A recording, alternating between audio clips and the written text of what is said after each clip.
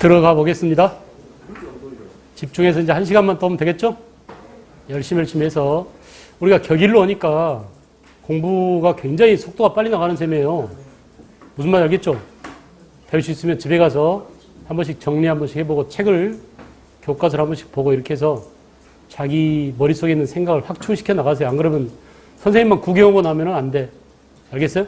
강의를 구경하지 말고 꼭 복습을 해오시기 바랍니다. 그리고 여러분들한테 나눠드린 그 책에도 정리가 잘 돼 있는데 책을 찾으려면 힘드니까 지금 한 판을 우리가 정리하고 있는 거야. 책에 다 있어 사실은. 그래 안 그래? 또 다시 돌아갈 거야 그 책으로. 그 책을 통해서 다시 정리할 테니까 지금 우리가 종이 하나에 우리 역사를 한번 다 정리해 보는 게 되게 한국사 공부하는 애들의 꿈이에요. 소원이에요. 근데 그걸 혼자는 못해. 선생님이 이렇게 해줄 때 가능해요. 알겠죠? 근데 이렇게 해준 사람이 별로 없어요. 수업 진도 나가기도 힘들어 죽겠는데 어떻게 전체를 한꺼번에 다 보냐. 그래서 아주 그냥 제가 맘먹고 여러분들을 전부 다 합격시킨다는 전제하에 맘먹고 지금 힘든 과정을 하는 겁니다. 히딩크가 우리나라에 처음 와가지고 축구 훈련을 시켰잖아요. 처음부터 막 골 넣는 연습하지 않았어요. 히딩크가 처음 했던 것은 뭐야? 타이어 끌기였어요.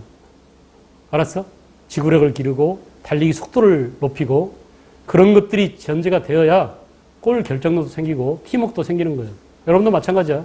지금 이렇게 우리가 시간에 대해서 또 사람들에 대해서 구분할 줄 알고 그들을 모을 줄 알고 이렇게 했을 때 역사에 대한 확실한 실력이 생기게 돼요. 알겠죠? 힘내. 가자.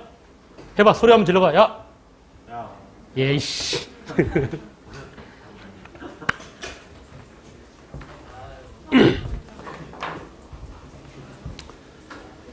자, 이제 외란이 터졌습니다.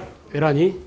1592년 외란이 7년 동안이나 전개됐어요. 외란이. 그래서 외란 이전과 외란 이후가 완전히 달라지게 되죠. 조선이.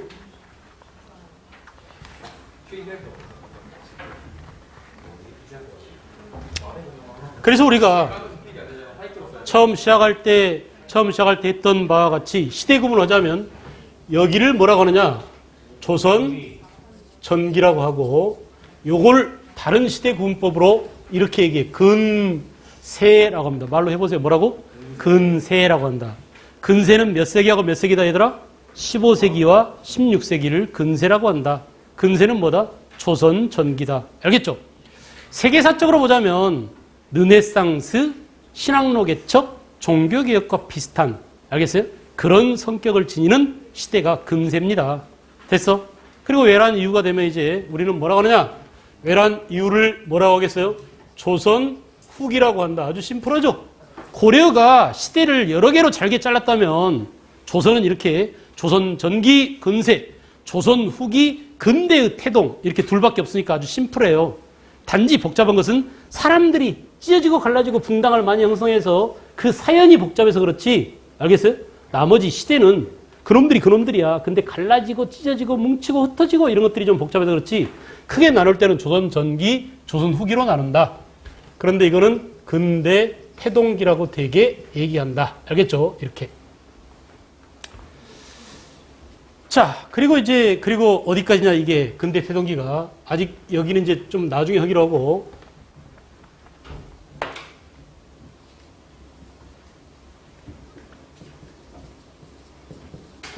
개항까지로 봅시다. 개항. 개항 알죠?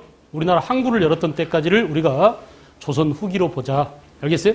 그리고 개항 이후를 근현대로 나누자. 오늘은 개항 이전까지만 할 겁니다. 개항 이전까지만. 알겠죠?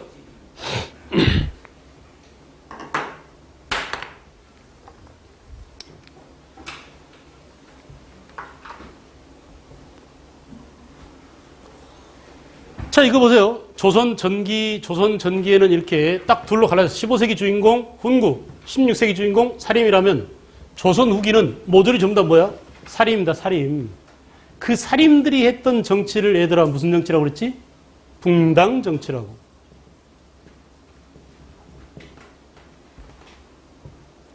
지금 이 대한민국도 당이 의미 있는 당이 딱 두 개 있죠. 하나는 뭐? 새누리당. 또 하나는 뭐?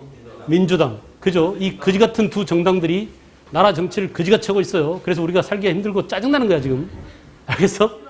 하여간 어쨌든 두 개밖에 없어요. 그것처럼 조선시대에도 이렇게 서로 다른 두 당파가 이게 붕자가 벗붕자입니다. 한자를 이렇게 써요. 친구들끼리 어떤 친구들이야? 스승이 이황의 제자, 율곡 이의자 이렇게 스승이 같은 사람들 또는 영락파, 기화학파, 지역이 같은 사람들 이렇게 친구들끼리 뭉쳐 사는 정치라고 해서 뭐라고? 붕당 정치라고 그래요. 요즘 같으면 뭐라고 했어요? 정당 정치라고 하겠죠. 그래 안 그래? 비슷해. 그러니까 이 붕당 정치는 나쁜 거야, 좋은 거야? 나쁜 게 아니었어요. 좋은 거였어요. 오히려 조선왕조 500년을 겪으면서 우리나라처럼 정치를 잘한 그런 민족이 없습니다. 알겠죠? 우리가 일제 식민지 시대가 돼서 야 나라를 오직 못 따랐으면 일본한테 나라를 뺏기고 못난 조상이야 이렇게 욕하지만 아니야.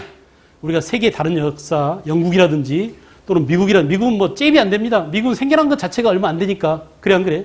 근데 우리랑 비교할 수 있는 그런 나라들 중국이나 인도나 이런 나라들과 비교하면 우리나라처럼 정치를 잘한 그러니까 이 조선시대에 1392년에서 적어도 1819세기까지 딴 나라 놈들은 전부 다 막 무력으로 다스려 칼로 다스리고 군대가 다스리고 알겠어요? 근데 우리는 누가 다스렸어요? 선비들이 다스렸어요. 그럼 뭘로 다스렸어?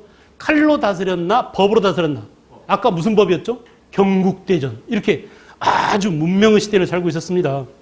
무슨 말인지 알겠어? 그 당시에 우리나라처럼 많은 책을 찍어낸 민족이 없어요. 종이를 만들어서 활판 인쇄로 머릿속에 있는 지식을 글자로 만들어서 책으로 만들어서 널리 민중한테 보고한 그런 나라가 없다니까. 의서를 만들어서 말이에요. 광해군 때 허준이 전국에 뭘 뿌렸어? 동의보감을 뿌렸죠. 이런 민족이 없어요. 그러니까 굉장히 전 세계랑 비교했을 때 우리는 굉장히 문명국가의 시대를 살고 있었다. 알겠어요? 그런데 까딱 잘못해서 언제부터 잘못했냐? 이 사리무 붕당 정치가 나중에 나빠져. 그래서 무슨 정치가 되냐면 19세기에 들어와서 뭐가 됐어요? 세도 정치가 됐어요. 이게 우리나라를 말아먹은 겁니다. 알겠죠? 여기까지 가는 과정을 지금부터 보자고요. 알겠죠? 지금부터 보자고요. 사람들에 의한 붕당 정치가 행해졌었다. 이 붕당 정치가 행해지고 있었는데 자 보세요. 외란 이후에 야 안 되겠어. 그동안 조선을 지배해왔던 여러 가지 제도를 뜯어고치자 해서 제도를 뜯어고칩니다. 제도를. 어떻게 제도를 뜯어고쳤냐? 정치제도는 의정부 대신에 비변사의 기능을 강화시켰어요. 알겠어요? 네. 정치제도를 비변사 중심으로 운영했단 말이야. 나중에 다시 하겠습니다. 이렇게 비변사를 강화시킴으로써 붕당 정치가 가능하게 된 거죠. 한 당파가 비변사를 장악해봐. 요즘 같으면 국회를 누가 장악해? 새누리당이 장악해봐. 쟤네들 마음대로 하잖아. 나라를 쥐락펴락 다 한다니까. 그런 일이 벌어진 거야. 알겠어요? 또 하나는 뭐냐? 왜 비변사가 강화됐어? 원래 비변사는 변방을 준비하기 위한 군사적 기구였죠. 근데 임진왜란 중에 어때요? 전쟁이 터지다 보니까 군사적 기구인 비변사가 정치, 경제, 뭐 행정, 외교 모든 것들을 다 하게 됐단 말이야. 이것이 관행이 돼가지고 조선 후기 내내 비변사 기능이 강화돼서 이렇게 신하들의 붕당 정치가 가능하게 되었다. 이런 얘기야. 이해하겠나? 붕당 정치. 두 번째는 뭐냐? 세금제도가 바뀌었어. 세금제도가. 조세제도가 바뀌었어. 조세제도. 그래서 조선시대의 세금제도가 크게 세 가지가 있습니다. 전세가 있었고요. 특산물을 걷는 공납이 있었고요. 그 다음에 군대 가는 건 뭐라고? 군역이 있었어요. 뭔지 하나도 모르겠어요. 무슨 소리인지 모르겠어요. 괜찮아요. 참고 그냥 기록만 해두세요. 뭐가 바뀌었는지만 지금은 일단 알아둡시다. 알겠죠? 그래서 우리가 이렇게 바뀌었으니까 조선 전기와 후기를 구분하는 거라니까. 전세는 뭘로 바뀌었냐면 영정법이라는 걸로 바뀌었습니다. 그 전세율이 아주 낮아졌어요. 공납은 뭐냐?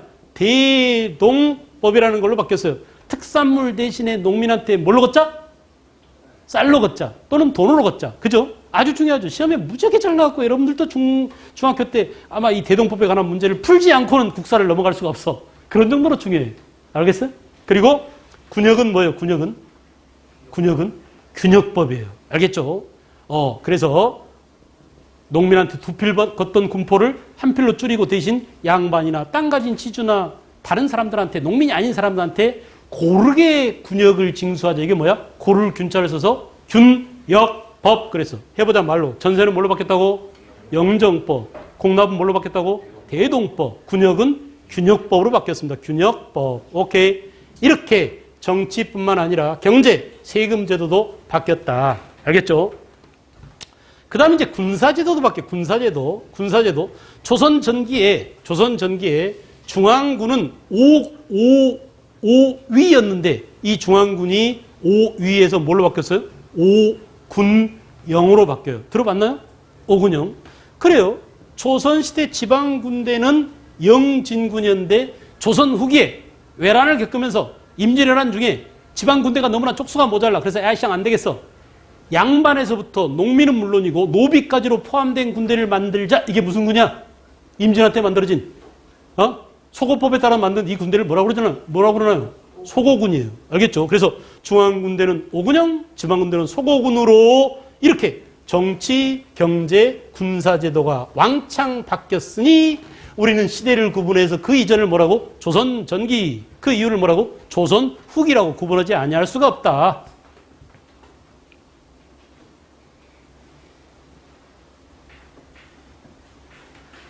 알겠죠?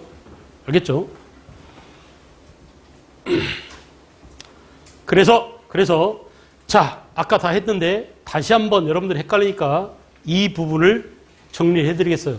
아까 제대로 못 듣거나 필기를 못한 사람은 다시 한번 보세요. 붕당 정치를 다시 해줄게. 왜냐하면 조선 후기 정치가 통째로 붕당 정치야. 알겠나요? 그래서 봅시다. 이제 지금은 아까는 당파 위주로 했지만 지금은 왕 위주로 할 거야. 왕 위주로. 알겠어요? 자, 해봐. 동인이 뭘로 갈라졌다고요? 동인이 뭘로 갈라졌다고? 남인과 북인으로 갈라졌다. 됐냐? 얘들아 됐어? 네. 이 갈라진 이유가 뭐 때문이라고 그랬죠? 정렬이 모반 사건과 송강 정철의 죄를 동인이 물으면서 서인이었던 정철을 강력하게 처벌하느냐 살살 처벌하느냐 이 문제 때문에 남인 북인으로 갈라졌다. 됐어? 네. 알겠죠? 그래서 북인이 광해군 때는 북인이 권력을 쥐고 있었습니다. 다시 선조 임금 때는 동인하고 서인이 있었는데 누가 권력을 쥐고 있었냐? 요즘은 박근혜 정부에서는 누가 권력을 쥐고 있죠? 어떤 당이? 새누리당이잖아. 새누리당이 집권당이잖아. 그러니까 선조 때는 누가 집권당이라고 누가 다수당이라고? 동인들이 다수당이었어요. 내 말 이해하겠어? 얘네들이 소수야. 그러니까 율곡이이가 10만 양병설을 주장했잖아. 일본 놈들이 쳐들어올 것 같아요. 준비해야 돼요. 그런데 이게 먹혀요? 안 먹혀요? 안 먹혀요. 알겠죠? 그래서 소수당이니까 말빨이 서지 않는 거야. 얘네들이 다수당이거든. 그리고 결국은 선조가 물러나고 광해군이 왕이 된 다음에는 북인이 권력을 잡았다. 알겠죠? 그런데 이 북인들은 아주 중요한 역할을 합니다. 우리가 광해라는 영화를 봤지만 광해라는 영화를 보니까 광해군이 좋은 사람 같아? 나쁜 사람 같아? 좋은 사람 같이 느껴지죠? 그래 안 그래?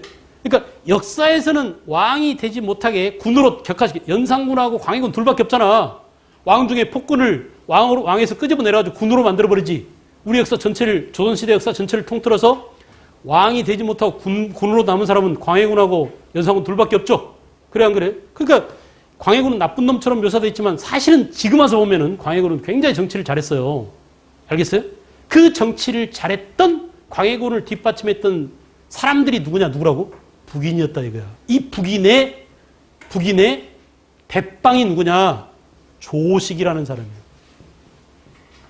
조식의 학문을, 조식의 제자들이 되게 북인이었습니다. 이 조식의 제자들은 현실 정치에 대한 관심이 많았어요. 어떻게 하면 힘을 기르지? 어떻게 하면 나라를 잘 살게 만들지? 어떻게 하면 백성들을 잘 살게 만들지? 어떻게 하면 국가를 부강하게 만들지? 이런데 관심이 많았던 게 누구라고? 북인이었어요. 알겠죠? 북인. 그 북인들이 광해군 때 임진왜란이 끝나고 나라가 어려워졌잖아요. 7년 동안 전쟁을 치렀으니까 국토가 완전히 병들었죠. 전부 다 산하가 다 불타고 백성들이 많이 죽음을 당하고 그랬는데 그 어려운 국가를 살리기 위해서 광해군의 개혁 정치를 도왔던 사람이 북인들이에요. 알겠어요? 그래서 이걸 우리가 뭐라고 표현하느냐? 부국강병과 민생 안정에 힘을 많이 쓴 사람들이다. 알겠죠? 그래서 전란을 이제 시험에 나올 때 이렇게 나와. 전란을 복구하고, 그죠? 또 국방을 강화하고, 그래 안 그래? 전란 후 어지러운 상태를 복구하고 국방을 강화하고, 그죠? 그리고 임진왜란 때 사람이 많이 다쳤어요. 전염병도 많이 돌았어요. 이걸 치유하기 위해서 아까 얘기한 누가? 허준이 뭘 보급했어요? 동의보감. 허준도 북인이야. 그러니 북인이 어떤 사람인지 알만하죠. 누구를 위한? 백성과 국가를 위한 그런 개혁을 많이 했던 사람들이 북인이란 말이에요. 허준 같은 사람이 여기에 포함돼요. 또 이들은 임진왜란 때 의병장을 많이 배출했어요. 의병장. 여러분들이 잘 아는 빨간 망토를 걸치고 임진왜란 때 활약했던 사람이 누구죠? 홍위 장군, 곽재의. 알겠어요? 이런 사람들이 전부 다 북이니까 좋은 사람이야, 나쁜 사람이야? 좋은 사람에서 더 중요한 일은 뭐냐? 그때 광해라는 영화에서 나오지만 명과 후금 사이에 실리를 추구하는 양다리 작전을 했어요. 우리가 이 양다리 작전, 명과 후금 어느 편도 들지 않고 우리는 중간이야. 우리는 우리의 이익에 따라서 이쪽 편에 붙었다, 간에 붙었다, 쓸개에 붙었다 하겠어 라고 했던 사람이 바로 누구야? 광해군이죠. 그래서 이걸 무슨 외교라고 그래? 중립외교를 했던 사람. 시험에 나와 안 나와? 잘 나옵니다. 이래서 잘 나오는 거야. 알겠어요? 그래서 광해군 때는 누가? 북인이 권력을 쥐고 있었으나 이 광해군 때 북인들은 누구한테 쫓겨남을 당해? 서인한테. 이 나쁜 새끼들. 우리를 임진한테 도와준 명나라를 배신하고 어떻게 후금놈 편을 드냐 이 나쁜 놈들 하면서 그때 강홍리비를 파견해가지고 후금을 도우라고 그랬잖아. 그래 안 그래? 명을 도우라고 보냈는데 후금한테 항복하라고 그랬어요. 그래서 이런 문제 때문에 결국은 서인이 뭘 일으켰지? 말로 해봐. 광해군을 몰아내고 누구를 왕으로 썼어? 인조. 이걸 뭐라고 그래? 인조반정이죠. 인조반정이라고만 알아두지 말고 인조반정으로 누가 권력을 쥐었다? 서인이 집권하게 되었다. 됐냐? 됐어요? 그래서 인조 때가 되면 광해군 다음에 누구야? 인조 때가 되면 서인이 이제 집권당이 되었다.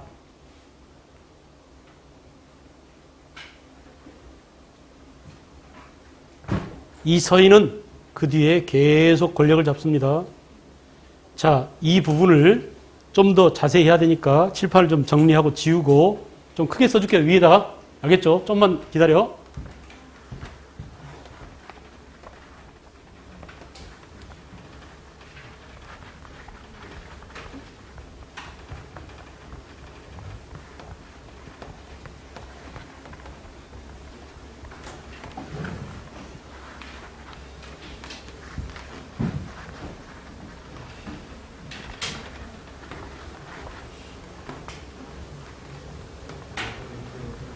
이게 잘 되어 있으면 역사가 굉장히 쉬워져요. 좀 어렵다고 느낀 사람들은 집에 가서 반드시 정리를 좀 해야 돼요. 머릿속으로 정리를 해야 돼.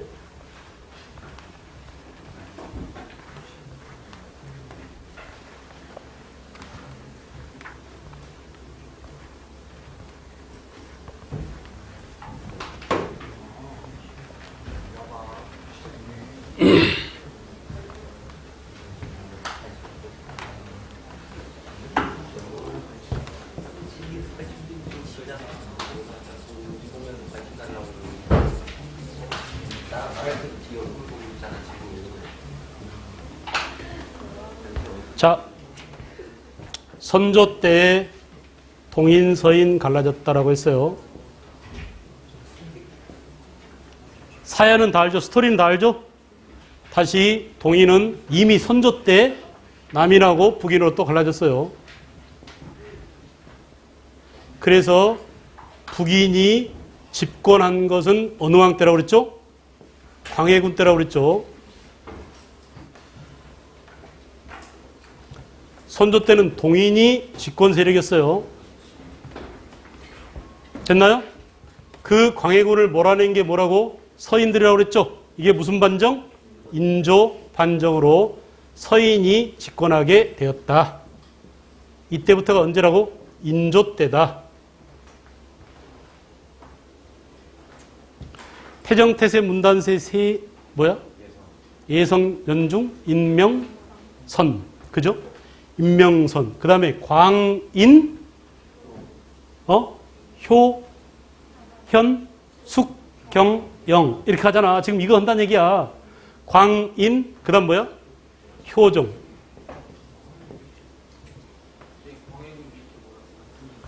북인 집권. 여러분 인조 때 우리는 뭘 당했어요? 뭘 당했어? 그래요. 호란을 당했어. 호란을. 그래 안 그래? 광해군 때는 명과 후금 사이에 무슨 외교했다고? 중립 외교로 청나라 침략을 피했잖아. 교묘하게 외교 전략을 잘해가지고 전쟁을 피함으로써 어때? 백성들의 생명을 구한 거죠. 근데 그냥 야 무슨 소리야, 명나라 편을 들어야지, 어떻게 후금 편을 드냐 해가지고 서인들이 뭐 했어? 이거 이놈들이 친명, 봐봐, 명과 친하고 후금을 배척하자. 이거 뭐야? 배금 정책. 말로 해보자. 뭐라고? 친명 배금 정책. 누구의? 서인의, 인조 때 누구의? 서인 정권의 친명 배금 정책 때문에 일어난 게 뭐냐? 먼저 무슨 호란이야? 정묘호란. 뒤지게 맞았습니다. 항복했어요. 그냥 잘못했으면 미안해, 우리가 너네를 형이라고 부를게 이랬어요. 알았어? 제대로 싸워보지도 못하고 정봉수하고 이립이라는 의병장이 싸웠지만 제대로 변변히 싸워보지 못하고 미안해 하면서 싹싹 빌고 돌려보냈어. 그런데 그 후금이 나라 이름을 뭘로 바뀌었어요? 청으로 바꾸더니, 청을 세우더니, 야 이 새끼들아, 옛날 너네들이 명나라를 섬겼던 것처럼 이제 우리 청나라를 섬겨라. 이 청나라는 어떤 놈들이라고 그랬지? 여진족이라고 그랬지? 발해의 그 지배를 받고 있던 여진족이라고 그랬죠? 말갈족이라고 그랬죠 원래?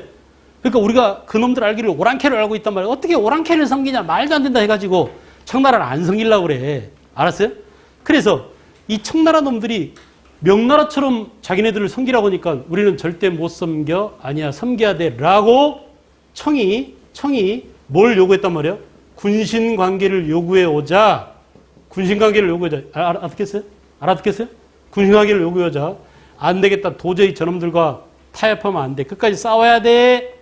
싸워야 돼. 싸울 전자, 주장할 주자, 주전론. 그죠? 아니야. 싸우지 마. 우리가 어떻게 청을 이기냐. 옛날에 여진족이 아니야. 말갈족이 아니야. 청나라 놈들은 이제 중국 천하를 지배하는 대제국이 됐으니 우리가 청과 화해를 하자라고 화해를 주장하는 사람이 뭐예요? 주화론이었어요. 알겠죠? 그래서 주전론과 주화론, 주전론을 다른 말로 이렇게도 얘기해. 파라고도 한답니다. 무슨 말인지 알겠나? 화해를 배척하는 파당이야. 그러니까 전쟁을 주장하는 놈들이 화해를 배척하는 거랑 마찬가지죠. 그 말이야. 그 말이에요. 이 대표적인 사람이 누구예요? 송시열입니다. 송시열, 송준길, 이완, 임경업 이런 사람들인데 모조리 다 묶어서 뭐예요? 서인들이야, 서인. 그런데 우리가 이 사람들은 원래 명나라와 친하게 지내고 바로 이 후금을 배척하자, 청나라를 배척하자는 얘기잖아. 그러니까 이런 생각을 갖는 것은 당연하죠. 그런데 이때 아니야. 그래도 우리가 오랑캐라고 저놈들하고 싸우지 말고 오랑캐라고 할지라도 우리보다 힘이 세니까 일단은 좀 그 무릎을 꿇고 화해를 하자라고 했던 사람은 누구냐? 최명길이에요. 최명길. 알겠죠? 최명길. 그래서 싸웠어요. 둘이 싸웠어. 청나라랑 싸우자. 청나라한테 화해하자. 이렇게 싸워가지고 누가 이겼나? 지금 쪽수로 봐봐. 누가 이겼어? 주전론이 우세했어요. 그래가지고 싸우자 해서 싸웠어. 싸우다 뒤지게 맞았어요. 이 싸움이 바로 뭐야? 병자호란입니다. 알겠죠? 이들이 우세해서 결국은 뭐야? 인조 때 2번이나 뒤지게 맞았는데 한 번은 뭐라고? 정묘호란. 또 한 번은 뭐라고? 병자호란을 겪게 됐다. 1636년이죠 이게. 병자호란 몇 년? 1636년. 1592년에 외란이 일어나서 7년간 외란을 겪었는데 그 이후에 맞은 데를 또 맞은 거야. 그러니까 얼마나 아프겠어 생각해보세요. 우리가 이 임진왜란과, 알겠어? 임진왜란과 요걸 묶어서 뭐라고 그래? 요걸 묶어서 양란이라고 하죠. 양란. 이 엄청난 타격을 입었습니다. 조선은. 그죠? 조선왕조가 200년간 잘 유지되다가 이렇게 외란과 호란을 겪으면서 대타격을 입게 되었다. 자, 여러분 그때 어땠어요? 이제 병자호란 때 뒤지게 맞고 인조는 어디로 가 있었지? 남한산성에 숨어 있었죠. 근데 두 아들이 어디로 도망가고 있었어요? 강화도로 도망가고 있었어요. 두 아들이. 그 두 아들이 누구냐? 인조의 두 아들이 하나는 누구야? 소현세자야. 들어봤어요? 소현세자. 그 동생이 누구예요? 복림대군이야. 들어봤나? 이 사람이 나중에 뭐가 돼? 효종 임금이 되죠. 소현세자는 세자였지만 왕이 됐어요? 못 됐어요? 못 됐어요. 왜냐? 이 둘이 강화도로 도망가다가 잡혀서 누구한테? 청나라한테 포로가 됐어요. 그러니까 임금이 항복해야 안 해. 아들이 볼모가 됐는데 어떻게 임금이 저항하냐? 네 아들 다 죽여버릴까 그러는데. 그래서 항복했어. 항복하고 내려와서 지금의 한강 옆 송파 나루터에서 삼전도에 굴욕을 겪었죠. 그래 안 그래? 9번 술을 따라 올리고 머리를 땅에다 쥐어 박으면서 머리에 피가 날 정도로 인사를 했다고 합니다. 누구한테? 청태종한테. 누가? 인조대왕이. 그런 수모를, 그런 굴욕을 겪었어요. 이게 바로 뭐야? 병자호란이야. 알겠죠? 병자호란. 그리고 이 두 사람을 청나라의 청에 뭘로 보냈어? 볼모로 보냈어. 인질로 보냈어. 네? 그런데 인질 생활을 마치고 컴백 돌아왔습니다. 인조 다음이야 이제. 인조 다음에 돌아왔어요. 소현세자 복림대군이 돌아왔는데 소현세자는 청에 볼모 생활하면서 청나라 딱 가보니까 이놈들 전부 다 오랑캐들이야. 짐승 같은 놈들이야. 우리보다 훨씬 더 생활 수준이나 문화 수준이 떨어져라고 알고 갔는데 가보니까 청나라가 조선보다 훨씬 더 나은 거야. 알겠어요? 조선은 2G 쓰고 있는데 거기는 3G, 4G 쓰고 있는 거예요. 요즘 말로 말하면. 그래서 야, 안 되겠다. 청나라가 대단하구나라고 깨닫고 청의 문화를 받아들이자. 이들은 더 이상 오랑캐가 아니야. 이들은 우리보다 문화가 뛰어난 중국을 지배하는 대제국이니까 우리가 이들한테 한 수 배우자라고 소현세자는 오면서 어때? 많은 물건들을 갖고 왔어요. 뭐 천리경, 뭐 망원경 있잖아. 또는 뭐 시계 자명종 이런 것들 갖고 와가지고 아버지한테 자랑했어. 아버지 청나라에 가서요 볼모생활 했는데요. 청나라 가보니까 되게 잘해주더라고요. 저한테. 그래서 청나라 친구들도 많이 사귀고 아담 샬이라는 그 당시에 그 프랑스 신분가 청나라에 와 있었는데 그거를 친구로 사귀었어. 소현세자. 그래가지고 성경책도 막 받아오고 이렇게 아버지한테 자랑을 늘어놨으니까 아버지가 얼마나 성질나요. 야, 이 새끼야, 내가 옛날에 청태종한테 무릎 꿇고 그런 수모를 당해가지고 너를 인질로 보냈는데 너 그놈들한테 원수 갚을 생각을 하지 않고 가서 청나라에 있으면서 호의호식하고 유학생활 잘하고 왔단 말이냐 하면서 그냥 옆에 있는 벼루를 집어 던졌대, 아들한테. 그래갖고 벼루에 맞아서 즉사하진 않았습니다. 아버지가 그럴 수 있어요. 아버지가. 조심하세요, 아버지들을. 항상 아버지들은 아들한테 그럴 수 있습니다. 역사적으로 보면 그래. 사도세자는 어때요? 아버지가 뒤지게 가둬서 죽여버렸어. 소현세자는 어때? 아버지한테 벼루에 맞아 죽었다고 그렇게 기록되는데 벼루에 맞아 즉사하진 않고 벼루를 던졌다는 피해있겠지만 이 사실 자체가 어때? 마음에 상처가 됐겠죠. 아버지가 나를 저렇게 미워하다니 나를 죽이려고 그러는구나 하고 타격을 입고 시름시름 앓다가 죽었어요. 근데 뭐 독살했다는 얘기도 있고 왜 죽었는지 모르지만 하여간 이렇게 죽은 아들들이 많습니다. 아버지한테 맞아 죽거나 뒤지게 갇혀 죽거나 그런 아들들이 많으니까 아버지를 조심해야 돼. 알았어? 근데 또 아버지 입장에서는 아들들이 되게 위협적이야. 아버지를 죽이고 아버지 자리를 차지한 사람이 알렉산더죠. 그래 안 그래? 그러니까 우리가 권력이라는 것을 놓고 보면 되게 긴장관계예요. 아들과 아버지, 형과 아우. 알겠죠? 되게 긴장관계예요. 그래서 그런 소현세자에 비해서 복림대군은 청나라의 볼모 생활하면서 계속 아버지한테 인사를 합니다. 아침에 일어나서도 궁궐에서 하듯이 아침에 일어나서도 국궁사배라고 하죠. 자기 궁궐이 있는 쪽을 향해서 아버지가 계신 쪽을 향해서 동쪽을 향해서 청에서도 인사를 하고 4번 인사를 하고 저녁에도 문화 인사를 드리고 그러니까 그 임금이 얼마나 효성이 지극했으면 임금이 돌아오고 난 다음에 짓는 이름이 약간 뭐라고 그랬죠? 묘호시호라고 그랬죠? 이 사람 이름이 뭐야? 효종이라니까? 알았어? 이렇게 효성이 지극한 소현세자가 죽음을 당하고 결국 복림대군이 뭐가 됐어요? 인조 다음에 효종이 됐습니다. 알겠죠? 효종. 그래서 이 효종 때 드디어 이제 효종은 그래 우리를 욕보인 청을 치자. 청을 치자라는 이 운동을 북쪽에 있는 청나라를 정벌하자라고 해서 뭐라고? 북벌운동이라고. 얘들아 말로 해봐. 뭐라고? 북벌운동. 누가 북벌운동을 추진했겠나? 청과 싸우자고 주장했던 누구야? 요 사람들이죠. 요 사람들. 서인들이 북벌운동을 추진했어요. 그래서 북벌운동을 추진하면서 5군영을 확충합니다. 5군영. 이미 임진한테 훈련도가 만들어져 있었죠. 그 다음에 북벌운동을 추진하면서 이 북벌운동의 중심 기구가 5군영 가운데 어영청이야. 어영청 이외에도 이미 인조 때 남한산성을 수비하기 위해서 장어영, 무의영 이렇게 5군영을 만들었는데 알겠어요? 5군영을 만들었는데 이렇게 어영청 어영청 훈련도감, 어영청 또 금이형까지 5개의 군형이 만들어지는데 특히 어영청을 중심으로 청을 치기 위한 북벌운동이 전개되고 있었다. 그러나 이 북벌운동은 효종 임금이 10년 만에 죽음을 당했습니다. 죽었어요. 효종이 죽고 10년 만에 죽고 북벌운동이 무산되고 말았죠. 깨지고 말았어요. 그리고 효종 다음에 누구야 이제? 응? 효종의 아들 누가 왕이 됐어요? 효현. 그래 안 그래? 현종이 왕이에요. 현종.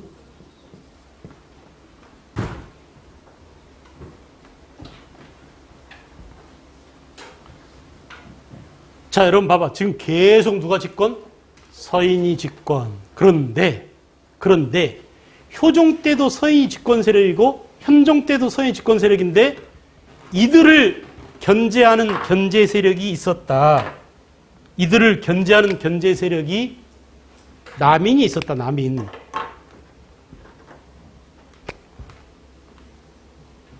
남인이 이렇게 서인과 함께 권력을 마치 새누리당, 민주당처럼 함께 공존하고 있었어요. 무슨 말인지 알겠나? 공존 관계가 허용되고 있었다. 알겠죠? 자, 다시 합니다. 남인과 서인이 서로 이렇게 공존 관계가 허용되고 있었다. 이 말을 다른 말로 무슨 정치? 붕당 정치의 얘들아 장점일까요? 단점일까요? 장점이에요. 그죠?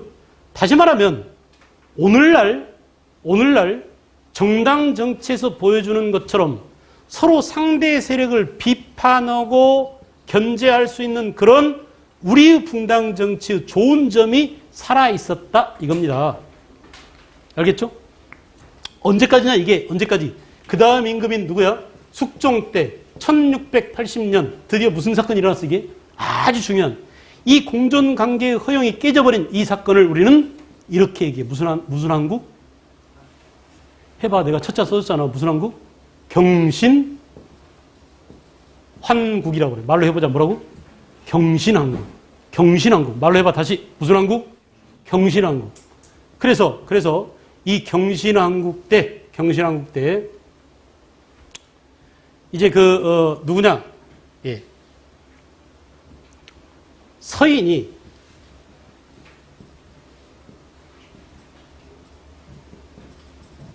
남인을 축출한 사건입니다. 남인. 알겠어요? 서인이 남인을 축출. 그래서 이것을 경신대출척이라고 그래.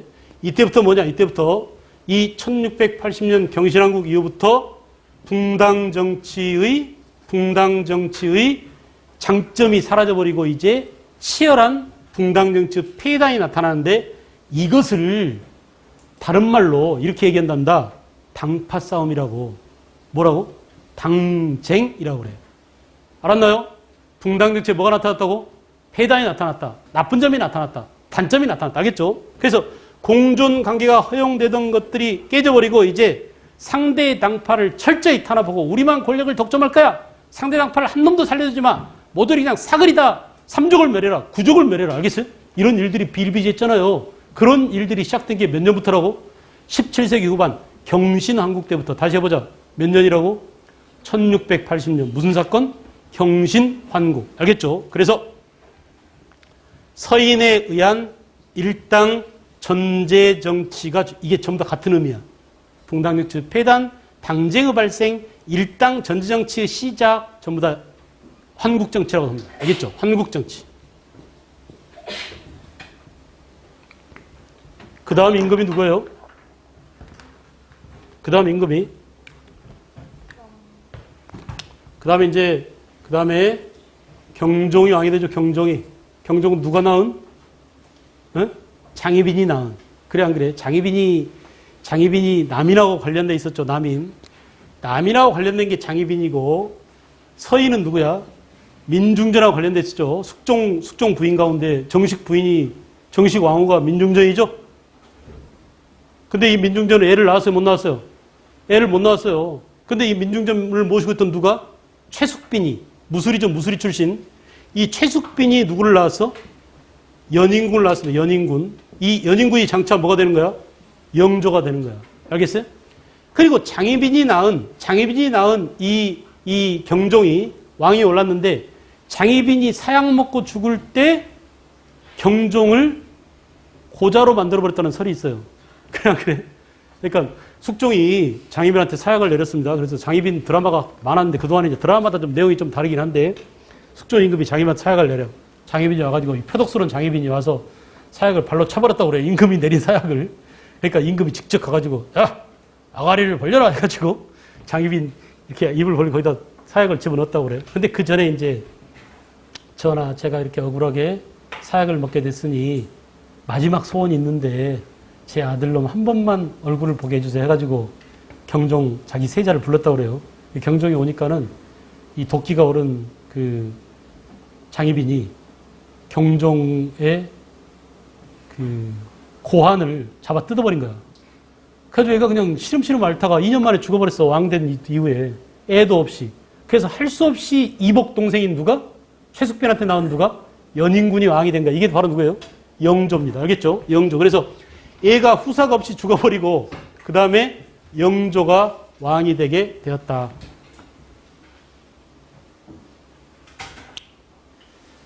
자, 영조 다음 임금이 누구죠? 영조 다음 임금이? 정조죠, 정조. 근데 정조는 영조의 아들이야, 손자야? 손자입니다. 그 사이에 누가 있어요? 사도세자가 있죠. 이게 사도세자. 그래서 이 영조와 정조 때 봐봐, 얘들아. 이 피비린내 나는 붕당 정치의 폐단을 없애기 위해서 이 둘이 한 게 바로 뭐냐? 야, 당파끼리 이렇게 피비린나게 싸우지 말고 여러 당파를 고르게 탕탕평평 원칙에 의해서 고르게 쓰자. 무슨 정책? 탕평책을 시행하더라. 누가? 영정조 때. 선생님이 나중에 자세히 하겠어요. 영조 탕평책과 정조 탕평책이 약간 내용이 좀 다릅니다. 근데 어쨌든 18세기에 들어와서 이렇게 다시 좋아졌어요. 다시 좋아졌어요. 제가 첫 시간에 여러분들에게 설명해 줄 때 그런 얘기 있었죠. 임진한 때 완전히 우리 역사 꼬라박았다. 근데 그 이후에 다시 우리 역사가 부흥기를 노린 때가 언제냐? 18세기였다. 그래 안 그래? 이 18세기에 다시 역사가 올라가게 됩니다. 역사가. 그 다음에 저쪽이 칸이 모자라니까 여기다 좀 이어서 할게요.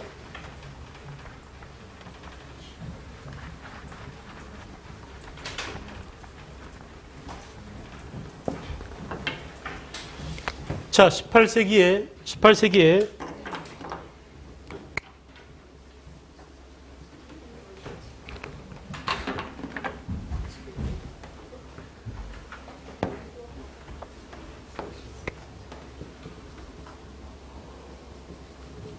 영조, 정조 때 탕평책이 시행됐지만 결국은 정조가 죽고 19세기가 되면은 나이 어린 임금들이 왕이 됐어요. 그죠?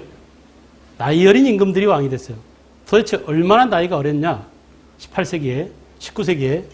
자, 순조가 왕이 됐는데 얘가 초등학교 4학년인가 그래요. 몇 살이야? 11살짜리, 11살. 한술 더 떠. 헌종 때는 8살짜리야. 초등학교 1학년짜리예요. 알겠어요? 철이 있겠어요, 없겠어요? 철이 있어, 없어? 그대는 지금 몇 살인고? 몇 살이야? 17? 17도 철이 없는데 8살짜리가 무슨 철이 있겠어요? 그죠? 철종은, 그 다음 임금이 철종이죠. 이 철종은 강화도에 귀양가 있던 강화도령이었죠. 그때 나이가, 이 사람은 좀 나이가 있어. 몇 살이야? 19세야. 19세면 고3인데 애들이 나이가 있을까? 철이 있을까? 이름만 철종이 얘도 철이 하나도 없었어요. 임금이 됐다고 중앙에서, 서울에서 오가가 왔어. 갑자기. 근데 가보니까 완전히 촌놈이야. 강화도에서 막 19살이니까 한참 바람 나가지고 애인이 있었어. 여자친구가. 여자친구랑 막 놀고 있는데 갑자기 전하, 보위에 오르세요 오니까 얘가 기겁을 하는 거야. 나 싫어. 안 갈래. 하고 도망가 버려. 그러니까 막 애들이 잡으러 다닙니다. 시종들이. 그래서 잡아다가 앉혀놓으니까 또 도망가. 자기 여자친구 만나려고. 철이 있어, 없어? 철이 전혀 없어요. 이렇게 철없던 왕들이 보위에 오르자 이때부터 뭐냐? 이때부터 임금의 누가? 엄마가 대신 정치. 그죠? 근데 조선시대는 남녀 구별의 원격에서 아무리 임금의 어머니 뭐요? 왕대비나 대왕대비라고 하더라도 영의정, 좌의정, 이조판서, 신하들하고 직접 얼굴을 대면해? 안 해? 안 해. 대면하더라도 어떻게 해요? 발을 쳐놓고 발을. 근데 이게 웃기는 거야. 형식상 발을 쳐놓고 얼굴 다 보여 안 보여? 다 보입니다. 그런데 그 안 보이는 것처럼 이렇게 행세하는 거예요. 그러니까 격식을 이렇게 차려서 남녀가 유별한데 어떻게 남자 여자가 대면하느냐라는 그런 명분으로 발을 쳐놓고 하는 이런 정치를 무슨 정치라고 그래? 수렴청정이라고 그러죠. 말로 해봐. 뭐라고? 수렴청정. 그죠? 엄마가 뒷배를 봐주는 거야. 근데 사실 이제 그러다 보면 한계가 있기 때문에 그러지 말고 차라리 아버지가 좀 대신해 주세요라고 해가지고 그 왕대비의 친정 아버지가, 그러니까 임금으로 말하면 누구야? 외할아버지가 정치를 하죠. 아니면 임금의 외삼촌들이 정치를 하죠. 이렇게 외척에 의한 무슨 정치라고 그래요? 세도 정치가 자행되게 됐다. 몇 세기? 19세기. 특징입니다. 19세기. 1801년부터 1863년까지 약 60여 년간 세도 정치가 행해지게 돼요. 알겠어요? 왜 1863년이라고 할까요? 이때 누가 등장했어요? 이 세도 정치를 끝장내버린 사람이 등장했어요. 이게 바로 누구냐? 흥선 대원군이죠. 그래 안 그래? 대원군이 등장 이전까지 이렇게 세도 정치가 자행되고 있었다. 응? 그러면 우리는 세도 정치를 뭐라고 하느냐? 외척에 의한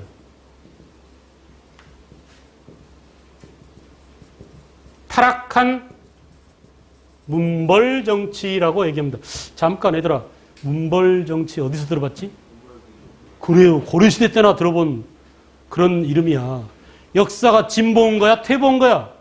퇴보인 거죠. 이 중세적에 나타나는 한 집안이, 한 가문이 나라를 다스린다는 게 말이 안 되잖아요. 그래 안 그래? 그래서 말이야, 역사가 이렇게 퇴보한 겁니다. 그래서 외척들에 의한 타락한 문벌 정치를 뭐라고? 세도 정치라고 하는데 여기서 정체를 밝혀야 돼. 외척, 넌 누구냐? 아, 나는 안동 김씨다. 손 들어봐. 안 때릴게. 너 외척 출신이야. 그지? 만약에 저 친구가, 규식이가 조선시대 19세기라면 여러분들하고 함께 안 있습니다. 어마어마한 의리의리한 그 집에서 좀 있으면 명절이잖아요. 구정. 지금부터 막 선물 더미가 막 쌓이고 선물 갖다 주느라고 전국에서 사람들이 와가지고 기다리고 있어. 2박 3일씩 기다렸다가 선물 갖다 내. 받쳐. 그런 대단한 집안이에요. 또 있어요. 또 누구야? 안동이 씨발. 풍양. 이 집안이 우리나라 망쳐먹는 놈들이야. 알았지? 이 집안이. 풍양 조시 손 들어봐. 없어요? 못 들겠지. 이렇게 얘기했는데. 그래서 이렇게 세도 정치가 자행되더라. 이 엉망진창인 이 세도 정치를 끝장낸 게 누구라고요? 흥선대원이라고 그랬죠. 여러분 보세요. 대원군이 등장하기 이전에 세도 정치 때문에 무슨 일이 벌어졌냐. 방금 얘기했잖아요. 세도가들한테, 안동김씨나 풍양조씨한테 뇌물을 바치지 않으면 선고할 수 없어요. 그러니까 백성들을 잘 다스리고 좋은 관리가 되려고 하지 않고 어때? 무조건 누구한테 뇌물을 쑤셔 박아야 내가 승진을 하게 되지? 이것만 머리를 쓰는 거야. 그러다 보니까 어때? 뇌물 바치려면 지 돈 드리겠어요? 백성한테 세금 뜯겠어요? 세금 뜯겠죠. 마구 세금을 뜯어가지고 뇌물 갖다 바치는 일에 씁니다. 이것을 우리는 뭐라고 하느냐? 매관, 매직이라고 그래요. 관직을 사서 돈 주고 사가지고, 알겠죠? 관직을 돈 주고 사고 파는 걸 매관 매직이라고 그래요. 알겠어요? 뇌물수수가 성행하게 된다 이거야. 이렇게 외척들에 의한 이렇게 타락한 문벌 정치를 뭐라고 한다? 세도 정치라고 한다. 그 결과 이들이 관직을 사기 위해서 또는 세금을 뭐예요? 뇌물을 갖다 바치기 위해서 뭘 뜯는다고? 세금을 주로 쥐어 뜯겠죠, 백성들한테. 그 세금을 뜯는 이 현상을 이렇게 말합니다. 삼정의 문란이라고. 삼정은 뭐가 있더라? 삼정은? 그래요. 토지에서 걷는 세금을 뭐라고 그래? 전정. 그죠? 전정. 군역. 군포 더 뜯어먹는 거 뭐라고 그래? 군정. 그리고 곡식 빌려주고 이자를 아주 그냥 사정없이 걷는 거 뭐야? 환곡. 전정, 군정, 환곡. 이런 삼정의 문란이 자행되더라. 알겠죠? 다시 이게 문란이 아니야. 삼정 문란 가운데 전정의 문란은 땅을 몰래 숨겨놓고 세금 걷어서 지가 처먹는 거 국가에 바치지 않고 지방 관리들이 지가 먹는 거 이거 뭐라고 그래?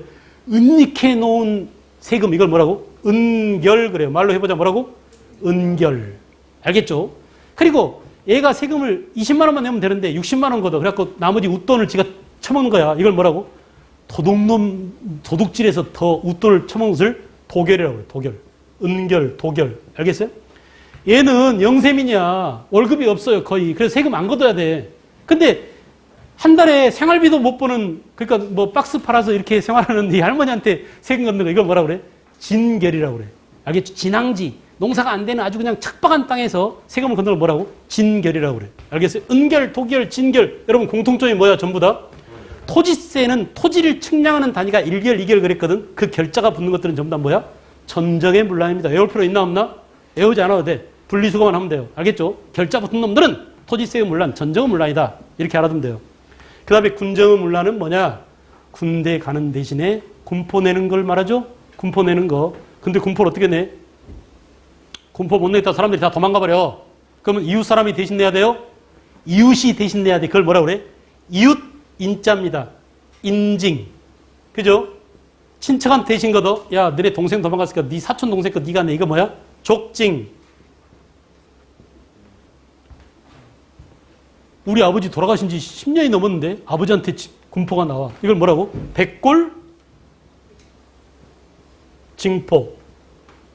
백골 징포. 그리고 또 하나는 뭐냐? 원래 군대는 몇 살부터 가죠? 조선시대? 몇 살부터 군대 갔어요? 16세부터 가죠. 여러분 딱 군대 갈 나이야. 조선시대로 말하면. 16세부터 갔는데 군포를 그래서 16세부터 내야 되는데 아직 군대 갈 나이가 되지 않았어. 이제 막 태어났어, 얘가. 얘가 막 태어나서 엄마 젖 먹고 엄마 젖 먹는 애들 보면 젖비린내 나죠. 이상한 젖 냄새 나잖아. 우유 냄새. 지금 애들도 그렇잖아요.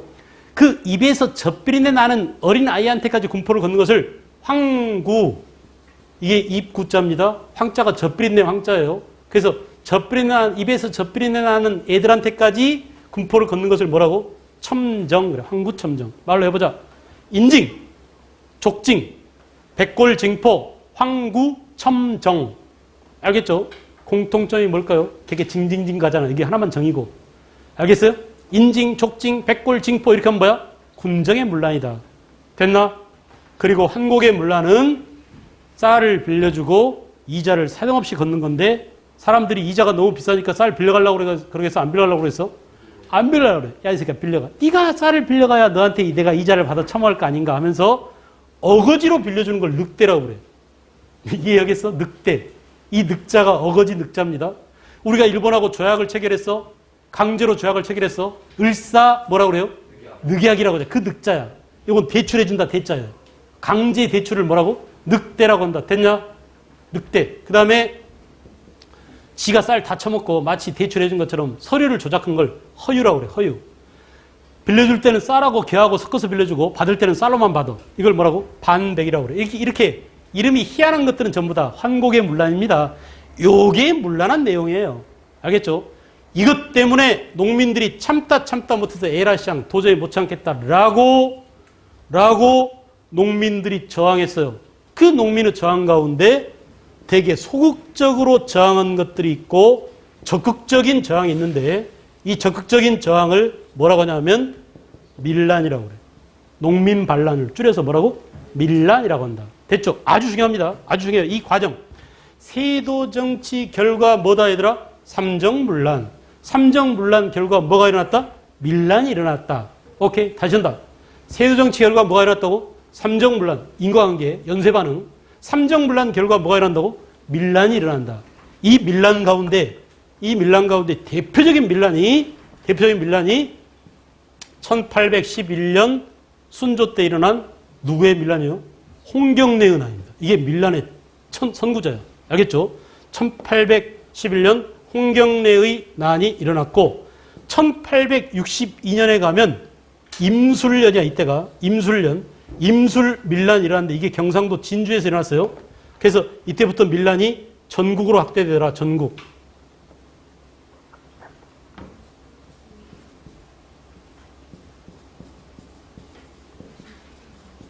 진주 밀란이라고 옛날에 그랬죠. 근데 진주 밀란이라고 요즘 하지 않고 임술 밀란이라고 합니다. 임술 밀란. 진주 사람들이 막 반발이 너무 심했어요. 이거 보세요. 그리고 이제 소극적인 농민들의 저항은 뭐냐? 소극적이니까 제발 우리 좀 세금 좀 그만 뜯어먹으라고 개깁니다. 이것을 뭐라고 하냐면 예, 항조운동 그래요. 항조운동. 알겠죠? 땅 주인한테 지대를 못 내겠다고 개기는 걸 말해. 그 다음에 거세운동이라고. 거세운동. 세금을 거부하는 거야. 세금을 거부하는 거. 그 다음에 우리 고장 사또 순 나쁜 놈이야. 맨날 지네 할머니 뭐 제사라고 우리한테 막 뜯어가고 그래 하면서 대자보 붙이는 거 있죠. 벽보. 요즘 뭐 우리도 대자보 붙이고 막 그러잖아. 안녕하십니까 이거 있잖아. 그것처럼 그렇게 글을 붙이는 걸 뭐라고 하냐면 벽서라고 그래. 벽서. 또는 괴서라고 그래요. 알겠죠? 이런 것들은 농민들에 의한 소극적 저항이다. 이것의 원인이 뭐냐라고 물으면 뭐야? 삼정분란이야. 삼정분란의 원인이 뭐냐 그러면 뭐예요? 세도정책. 다시 인과관계. 세도정책 결과 뭐라고? 삼정분란. 삼정분란 결과 뭐야? 농민의 저항. 그 농민의 저항을 소극적 저항과 적적 저항으로 나눈다. 끝. 알겠죠? 그 이후에 이것을 뜯어고치기 위해서 누가 등장한다? 흥선 대용군이 등장한다. 자, 수고했습니다. 수요일 날 올 때는 오늘 했던 거 한번 훑어보고 오세요. 알겠죠? 훑어보고. 수고했어요.